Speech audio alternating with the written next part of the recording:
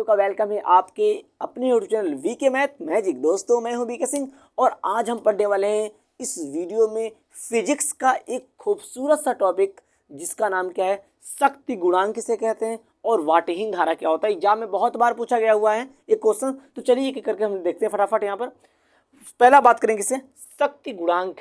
शक्ति गुणांक के बारे में बात करने वाले। यहाँ पर शक्ति गुणांक किसे कहते हैं, शक्ति गुणांक। शक्ति गुणांक किसे कहते हैं, पहले इमेजिन करो, हमने माना है, समझो ध्यान से, हमने माना कि कोई परिपथ है, ऐसा कोई परिपथ है, इसमें वोल्टेज क्या है, हमने बोला वोल्टेज क्या है V, इसका वोल्टेज क्या है, इसमें वोल्टेज V, इसमें वोल्टेज क्या हो जाएगा, मतलब हमने माना कोई परिपथ है, इसमें वोल्टेज V हो गया, तो धारा, इसमें धारा I के बीच हमने माना किसी प्रत्यावर्ती धारा परिपथ के विभवांतर यानी वोल्टेज V तथा धारा I के बीच के कलांतर, किसका कलांतर फाई के कोसाइन को क्या बोलेंगे, शक्ति गुणांक बोलेंगे, या फिर बोलेंगे उस परिपथ का शक्ति गुणांक कहते हैं। तो इसका डेफिनेशन कैसे लिखेंगे, किसी प्रत्यावर्ती धारा परिपथ के विभवांतर V तथा धारा I के बीच के कलांतर फाई के कोसाइन को परिपथ का क्या बोलते हैं, शक्ति गुणांक कहते हैं। इसका डेफिनेशन देखते हैं फटाफट। यहाँ पर बहुत इजी तरीके से डेफिनेशन इसका लिखेंगे। क्या लिखेंगे, किसी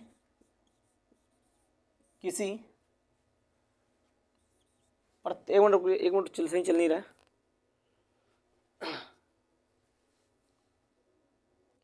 देखो पर ऐसा कैसे लिखेंगे, किसी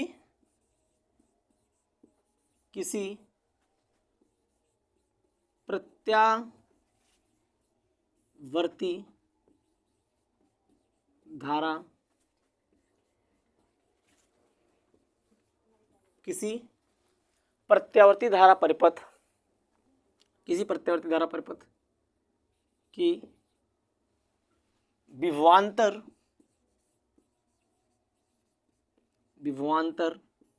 V तथा धारा I के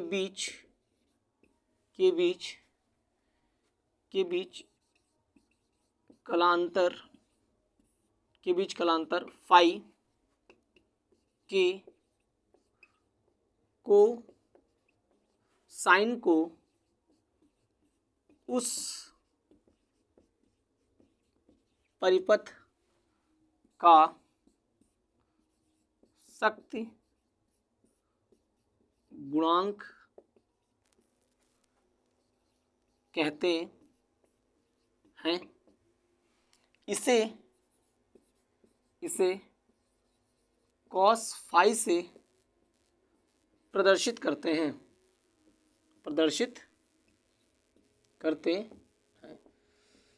देखिए जैसे मैंने आपको समझाया बिल्कुल वैसे मैंने डेफिनेशन से भी लिखवा दिया। इसका फॉर्मूला क्या हो जाएगा, यहां से शक्ति गुणांक बराबर प्रतिरोध बटा प्रतिबाधा, या फिर इसको क्या बोल सकते हैं, कॉस फाई बराबर R बटा जेड। ये हो गया आपका शक्ति गुणांक का डेफिनेशन। इसका परिवाद एक तरीके से और बोल सकते हैं, किसी प्रत्यावर्ती धारा की प्रतिरोध R तथा उसके प्रतिबाधा Z के अनुपात हम क्या बोलेंगे, शक्ति गुणांक कहते हैं। ओके, समझ में, इसको नोट करिए। चलिए इसको हो गया, इसको नोट करिए। करते हैं कौन सा, वाटहीन धारा। तो कहीं ना कहीं चीजें क्या है, ऐसे बहुत इंपॉर्टेंट छोटे टॉपिक से आपको आना चाहिए। हम बात करें वाटहीन धारा क्या होता है, ठीक है, समझ में आ रहा है तो इस वीडियो को शेयर करते रहिए अपने फ्रेंडों तक। और मैं इस चैनल पर बोर्ड एग्जाम्स का ही प्रिपरेशन करा रहा हूँ, तो इससे रिलेटेड बहुत सारी वीडियो मैंने अपलोड कर दी चैप्टर के। चलिए अगला देखिए टॉपिक क्या है, वाटहीन धारा क्या होता है। वाटहीन धारा क्या होता है, बहुत सिंपल लैंग्वेज में बताऊंगा, मजा आ जाएगा। फिर समझो, एक इमेजिन करो कि हमने माना कि ये प्रत्यावर्ती, हमने माना कि प्रत्यावर्ती धारा परिपथ है। क्या है? एक परिपथ है और इसमें क्या हो रही है? इसमें धारा क्या हो रही है? आई क्या हो रही है? बह रही है। हमने क्या माना कि एक प्रत्यावर्ती धारा परिपथ है जिसमें धारा आई बह रही है, और इस धारा के बहते हुए भी इस परिपथ में औसत शक्ति क्षय का जो मान है ना, वो क्या हो रहा है? शून्य है। समझ में आना? तो जब किसी परिपथ में ऐसा धारा प्रवाहित हो जिसके प्रवाहित होने पर उस परिपथ में औसत शक्ति क्षय का मान क्या शून्य होता है, तो ऐसे धारा हम क्या बोलेंगे? वाटहीन धारा कहते हैं। क्या बोलेंगे ऐसे परिपथ को? वाटहीन धारा कहते हैं। ठीक है ना? तो चलिए इसका डेफिनेशन कैसे लिखेंगे? बहुत सिंपल तरीके से डेफिनेशन बताने वाला इसका लिखने के लिए तरीका। चलिए साथ साथ में लिखते रहिए, फटाफट लिखो। वह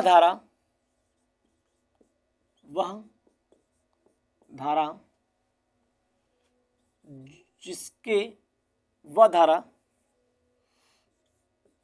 जिसके किसी प्रत्यावर्ती धारा परिपथ में प्रवाहित होने पर, यानी कि वह धारा जिसके किसी परिपथ में प्रवाहित होने पर उस परिपथ में औसत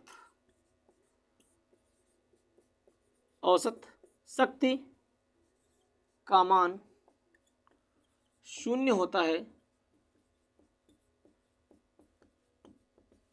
यानी कि वह धारा जिसके किसी प्रत्यावर्ती धारा परिपथ में प्रवाहित होने पर उस परिपथ में औसत शक्ति का मान शून्य होता है, तो ऐसी धारा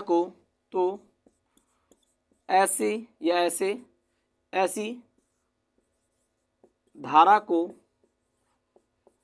वाटहीन धारा कहते हैं। वाटहीन